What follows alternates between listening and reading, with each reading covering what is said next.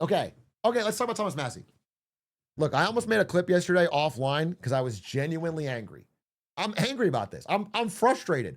I don't know how else to say it. This is a frustrating day in politics, and not just from Thomas Massey. I think in that 24-hour period, there was actually so much bad shit coming out of the political apparatus of this country. And it was legitimately, I think I'm an upbeat guy. I think I come on here and I laugh and I tell jokes and I try to keep people informed of the news and I can balance it all. I think a pretty good mental on this stuff. Yesterday was frustrating. And I want to go through a couple reasons why. Okay.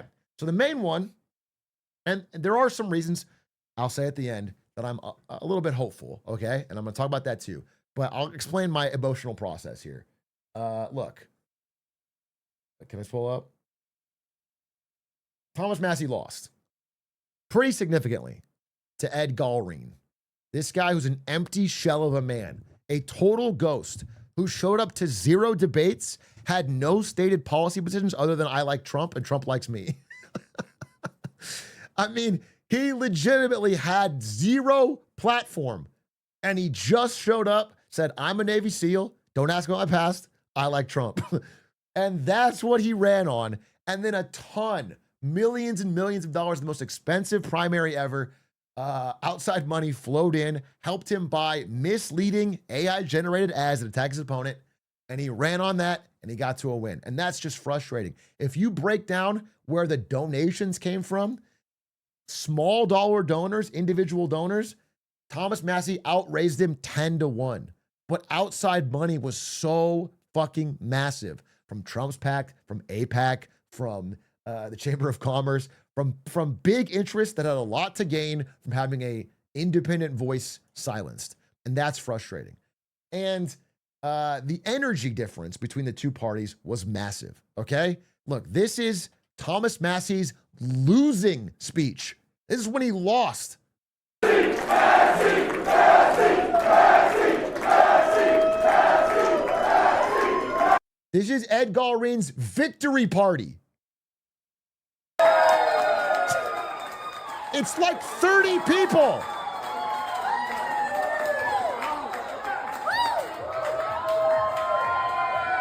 And if you'll notice, there's a big fucking difference in age. And that was the most frustrating part to me, bro, because look, I make these videos. I mean, obviously the one I made was a little bit late. I don't think there's been people in time to register and vote, but you know, I'm trying to like get a message out there of why you might consider supporting Massey or whatever in the situation.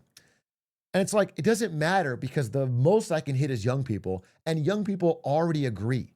So when you break down this primary result by age group, it is so fucking stark as to who is holding back our country from making any sort of progress. Okay, ages 26 to 35 were a whopping plus 56 for Massey. And this is all like working age people. People who want their country to go a different direction. They were plus 56. He won every age group under 55 by huge margins. And it didn't matter because although it was kind of plus 18 with 55 and 65, Galreen really won the 66 plus. This group, 76 plus went plus 33 for him. It's wild. Dude, I literally think, you know how for the first 18 years of your life, you're not allowed to vote? I think you shouldn't be able to vote for the last 18. It's so frustrating. He has an overwhelming iron grip and like it explains why this strategy worked so much because this group of people just, I mean, I'm not going to stereotype here, but this is a plus 17 rural county in Kentucky that is plus 17 Republican. And they get their news from Fox News. And Thomas Massey was banned from Fox News. Despite previously loving him, they banned him in the last 18 months from appearing on Fox News. They cut him off, and then they ran a bunch of TV slop ads making him out to be the devil. And like those things combined wins you the boomer vote. It doesn't win you any other vote, but it can win you the boomer vote. And that allows money to have so much impact on our politics. Because you can just sway this boomer vote. Now again, listen, I'm 99.999% mad at this fucking group and what happened here. That's where most of my anger is. But if I could like entreat you to do a message that's really important to me this year that I've been saying again and again, I looked into this. Registration rates. The reason, like, if every member of these groups voted, this would be an overwhelming victory. But this group, the bottom group, the old group, registers at such a higher rate. They register to vote at like 4 times higher rate, dude. They just register so much more. And so this boomer focused slop just gets you more votes per message. And so I just really want people to register. I mean, voter registration by age is just so much lower for young people.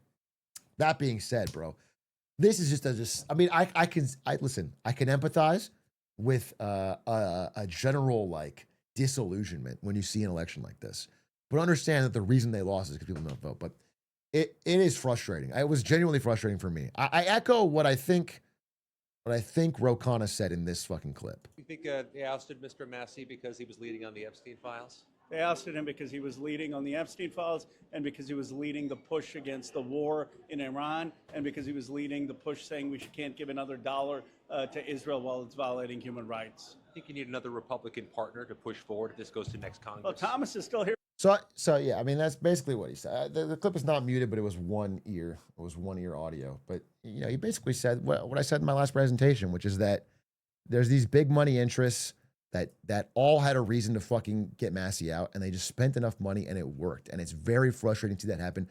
I think, not that it doesn't happen in America in a lot of races, but this one was one of the most egregious. It was the most egregious because the opponent of Thomas Massey was an empty shell. He was just not a person with any fucking real connection to Kentucky or politics or having a stance. He wasn't even planning to run until Trump called him. And when you add that empty shell plus money to beat established 7-time candidate that people liked, that young people liked, it's just frustrating. Now, let me show you what Bernie said before I move on. Here is the political reality of today, a reality that we just saw yesterday in the election in Kentucky, when Congressman Thomas Massey, somebody who I have very little in common with politically, was defeated by $9 million in contributions from AIPAC and $7 million from Trump mega donors. And what was the great crime that Massey committed that gendered so much super PAC money in opposition to him? Well, he opposed the war in Iran, and so do the vast majority of the American people. He demanded that the Epstein files be opened, which is what the American people have wanted, and he refused, what a crime, what an outrage, to be a rubber stamp for Donald Trump. That's literally it. 91%. He voted Republican. And they didn't vote on these 3 things, and they threw the fucking book at him to get him out, and it worked. Additionally, I was going to talk about some of the things that I think are positive, but I have to tell you the other reasons. So yesterday, on top of this, so I get this. It's like, I knew the polling. I knew that Massey was unfavored. I said it in my fucking presentation. I was prepared for it. It still sucked to hear. And then on top of it, at the same time, on the same day, audaciously, Donald Trump, the long story short is that back in like 2017, Trump's first term, somebody at the IRS leaked Trump's tax returns, which he had refused to release, even though saying he would during the election. He didn't release them. They leaked his tax return. It showed that he didn't pay a lot in taxes. After that, he has been doing this massive lawsuit against the IRS. Now, the IRS is under him as president. And so he sued the IRS and then got the government, which he is like in control of, to settle with himself and pay him out a $1.8 billion slush fund that he can use as he pleases. At the same time, he also got his former criminal defense attorney, who is now the acting AG, to write a fucking settlement letter that releases, waives, acquits, and perpetrates charges him, his businesses, and all of his family from ever being investigated for taxes on anything ever. all previous and all future. He is completely immune to any tax investigation at all. It is so deeply, blatantly, disgustingly corrupt. It blows Watergate out of the water. It's such an abuse of power on so many levels. And to do that on the same day that somebody who's one of the few voices in the Republican Party standing against Trump gets fucking ousted by big money was honestly like a real fucking gut punch to me. It was very frustrating. And that wasn't even the whole thing. I watch economic indicators every day, and yesterday we got the update on the Strategic Petroleum Reserve. 1 week, like yesterday, minus 7 days back, that last week, is the most we've ever drawn from the Strategic Petroleum Reserve ever. It is the closest we've ever been to empty since we created the thing. And gas prices are still fucking high. So only imagine once we get fucking tank empty on these things, what they will go up to after that. They are draining all of our reserves to try and keep this fucking gas price explosion from this useless war under control. It's a fucking nightmare. And then on the same day, I'm also checking the bond yields, and then our borrowing costs for US debt, which is astronomical, hit a high they haven't seen since June 2007. That's a good sign. Oh, fuck. So all these things combined to make me extremely frustrated, extremely, like, legitimately angry with what, it's like there's many structural forces that have been negatively impacting our country for a long time, predating this president. But this particular man is so fucking bad. He's just doing so much damage. He could not do more damage if he was paid to. Do you know what I'm saying? And whether it's incompetence or not, it's so bad. So all these things combined to make me pretty upset. And I gotta say, there are a few reasons to see a silver lining here. I do want to say that. There are some things where it's like it's darkest before the dawn. And in fact, there's some weaknesses hidden in the so-called strength of what he did here. Number one, Dow hit 50K. Yesterday, the Dow hit 50K. And I can't possibly keep my frown from turning upside down when we have a Dow 50K day. Okay? That was my one joke. Here's the truth. Okay. Number one, and you could hear it from Ro Khanna here in the second half of what he said. You think 7 months. I think you need another Republican partner to push forward if this goes to next If you Congress. can't hear Thomas it, is still here. he asks Ro Khanna, do you need a new Republican partner to do bipartisan stuff with? And he says, Thomas Massey's still here for 7 months. For 7 months. I wouldn't underestimate him. Look, we're going to do a lot of things in these next 7 months to hold the Epstein class accountable. So, first off, there is now 7 months of Thomas Massey Unchained, but it's not just him. This is the unique thing. So Trump has been on a bit of a revenge tour, and he didn't just come after Thomas Massey. He has attempted to primary everyone who has even remotely ever not gone lockstep with him. He has primaried a bunch of Republicans through funding their opponents, and it's already causing him suspicion, and all of them have 7 months. So, for example, Bill Cassidy is somebody who voted with Trump, I'm not kidding, 99% of the time. I don't remember the exact thing that Trump, it was like he didn't support him quick enough in 24 or something. It literally is like, it's like a Homelander, and it's an absurd level of, it's definitely a fucking Trump glazer here. But anyway, this guy didn't please Trump, so he got primary. Trump supported his opponent and got him out. So Bill Cassidy, in response, has flipped on a number of votes, including this one, the War Powers Act. And finally, because of this, yesterday, they have the votes to pass it. So they advance to the Senate. So I'm not going to say they have it, but they have a better chance of passing the War Powers Act. I think it still has to go to the House.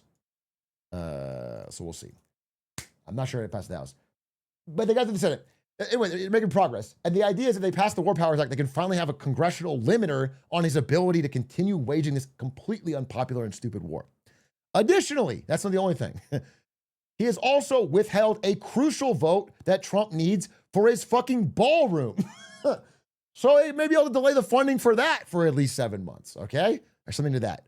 Additionally, and more importantly for the long, these are all short-term things which are helpful. It is helpful that people actually flip once they're no longer in Trump's good graces. But on a longer term, Trump kind of overstretched here in Texas. So he primaried the guy that was probably gonna win Texas. This guy who is gonna win Texas, John Cornyn. How do I say his name? John Cornyn. This guy has won Texas for the Republicans since like 2002. Okay, he's a solid rock. But Trump wanted this guy, this fucking weirdo, Ken Paxton.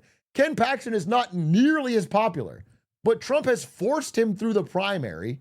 And so very likely, better than any chance ever, the Democrats are very excited because they could flip Texas. John Paxton is going to go up against Tallarico here, who has a lot more energy, a lot more youth support, is raising more from small. Like, there's a chance. I'm not saying it's happening. I'm not going to get my fucking hopes up. But you, if you were living in Texas, could actually be a part in this. But this is the weakest opponent they've ever put up. This Ken Paxton is not one iota of name recognition or popularity.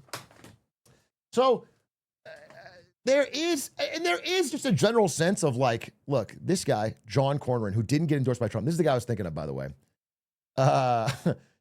He said this senator didn't support him when times were tough, AKA he backed him a little too late during Trump's 2024 presidential run. He voted with him 99% of the time. It's insane. So this purity testing for Trump super loyalty is getting to be a smaller and smaller square. And if you're not fully on it, your entire political career gets kicked over, which means there's an incentive to defect. There's an incentive at least to find another way out because you're eventually going to get fucking collapsed. So look, I'm not going to paint this as a super hopeful thing. In the short term, I'm extremely frustrated. I really am. And all I can tell you is that I am going to do my fucking best this year particularly to try and get people to register. I'm not an expert on this. I don't know what's the best way to do it. Whatever I can do to get someone in my community to do it, if I have to fucking answer a question if you prove you registered or whatever, or I have to sign something or I'm going to do it. If I have to record a fucking cameo of everyone that registered, I will do it. Whatever I can do. I want people, if we can get a few 100,000 more people to register, it will be awesome because I legitimately think it matters. I think the boomers are outnumbered, but it's like the fucking end scene of Bug's Life, dude. They're outnumbered, but they have used the way things are to keep people from fucking realizing that. They don't vote. They don't fucking vote. People just think it's not worth it, but they overwhelm them if they actually do. And I really, really want that to change. Because if it doesn't change that way, then it'll change a much more fucking violent way. And so I'm very, very focused on it. It's my focus mission for the year. I think action beats anxiety here, and I'm going to try and do that. But I don't blame you if in the last 24 hours you felt frustrated, because I did too. I felt really fucking bad about it yesterday, and I'm trying to move on. That's my update. Thanks for watching. Sorry, this is the news. I'm sorry. I have a more interesting business story tomorrow, but this is what we got for today. Me crashing out. Okay. That's my fucking follow-up to Massey, dude. I don't know. I just want to tell you what happened.